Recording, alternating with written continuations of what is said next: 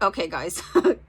Robin here. Welcome to my channel, AriesFireTarot. I'm doing your daily tarot card reading for Wednesday, July 21st. And the deck I use is the Tattoo Tarot Ink and Intuition. So I never know who's going to show up from my spirit guides to do any particular reading. So just as I was picking up this deck, I could hear a spirit guide show up, and he's like doing this party people in the house. So I'm like, okay, I guess it's going to be a rowdy one. So let's see what's going to happen for your daily tarot card reading. This is going to be for all zodiac signs. So guys, this week I have been pulling a angels and ancestors cards, and Miss Lacey has arrived to kick off the reading, and then I'll use the Tattoo Tarot after that. So let me just do a quick little shuffle. She's just gonna lay down over just off of camera. Hi. All right, so, and now I'm getting a shakalaka.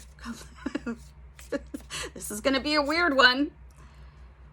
What does this say? Stag, trust, and thrive. Okay. All right, trust and thrive. Like, what does that mean for you?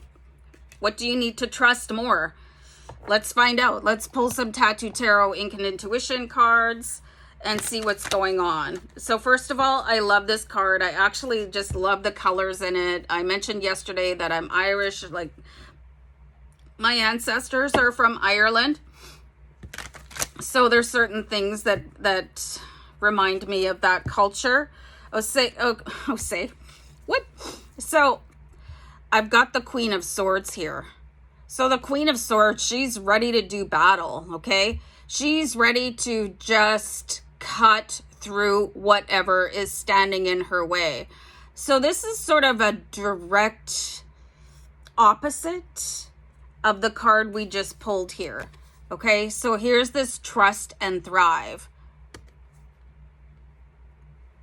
So this could be how you're actually feeling with the Queen of Swords. Like, you could wake up and feel like everything's a battle. You know, I got to fight for everything. And you could be in that mode with the universe. But once you trust the universe, things change completely. When you understand that everything that is happening on your path is as it's meant to be, things really change. You know, trust and thrive. You know, you could really change the way you speak to yourself first thing in the morning, or whenever a particular situation or scenario or person presents itself. Something that is really important to understand, that when people or a place or a situation trigger you, it's like those moments in your life are even more important to you than moments of joy. Because trigger points like the Queen of Swords, where she's not having anything right now and she's like, one more word and I'm going to cut your head off. You know, and that's sort of an evasive maneuver away from things that are meant to take you down the path of your healing, where you could trust and thrive instead. You know, there's scenarios where, why is this happening to me? Trust it. Trust your higher self to put you in the right place at the right time. Even if things are super uncomfortable, it isn't in those moments of uncomfortability where you're going to grow the most. So there's this real shield up against the world with the Queen of Swords, and she's protecting everyone and everything in her life. And I really think that's actually a beautiful energy, but it could also protect you against your growth, okay? So the Trust and Thrive card, I think that's really, I think I'm going to say important again.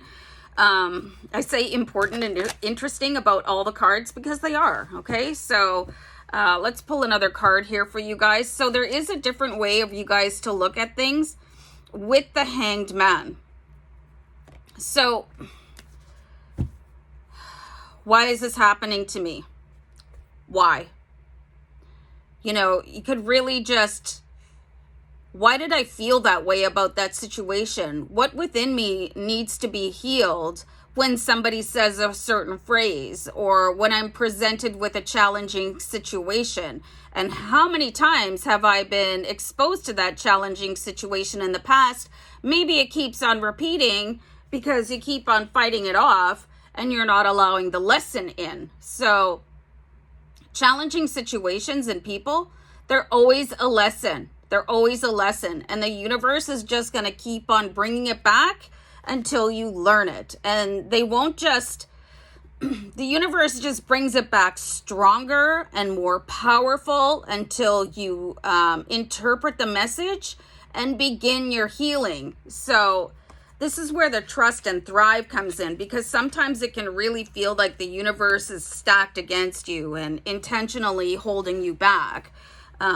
Just one second, guys. So trust and thrive really makes me think of divine and perfect timing for you, okay? So everything happens in divine and perfect timing. And like I said before, if you didn't learn it the first time, it's going to come back. So let's have that card there. So this is the King of Coins, okay? So I find this a very interesting sequence of cards, the way that they came out, okay? So we got trust and thrive. All right, so that's a pretty straight up plain message. It's you know, it's easy to understand. So the Queen of Swords is showing rather a lack of trust, and she wants to fight everything. Like, I'm not meant to be here. I can't stand this person. Why do I work at this crappy job with my crappy boss? Why do I drive this beat up car? You know, just every sort of situation that it could be just really irritating to you, kind of like having a sliver, you know, you got a sliver and you got to keep touching it to say, why does this hurt? Why does this hurt? Okay. And the Queen of Swords, she wants out of this, probably by any means necessary, other than to drop that and look at how to resolve. Okay. So the universe sees this within you and is bringing the Hanged Man. Okay, so this is where you sort of invert the way you process things, to step back a little bit. We saw yesterday where a connection to your emotions was needed a little bit more. So if you open up a little bit, you start to understand why you're feeling triggered with the Queen of Swords. Like, why? What is it about something that can promote your healing? To step back and look at it as if you were giving yourself advice. You know what I did the other day, you guys, and I'll share it with you because I thought it was really fun. I know lots of tarot card readers that read for themselves, okay? And I've never been able to do that. So I decided what I was going to do was do a reading for myself the way that I would do a private client reading. So I wrote down my questions just like I have when, you know, I do a personal reading. And then I talked to myself as if I was not myself. I treated myself as if I was the querent, as if I was the client. And I was able to do the reading that way. And I did video record it. And then I watched it a couple days later, you know, just because it felt a little weird, right? So what I'm getting here and why I'm telling you guys this with the Hanged Man is that maybe you want to sit down and have a conversation with yourself and make some notes, you know, say like, this person really bothered me today when they said that. You know, I get really upset in traffic, or I hate grocery shopping, whatever it is that's bothering you. Write that down. If you've got a camera on any device of yours, sit down and record yourself, you know, and go over those points and talk to yourself as if you're talking to your best friend.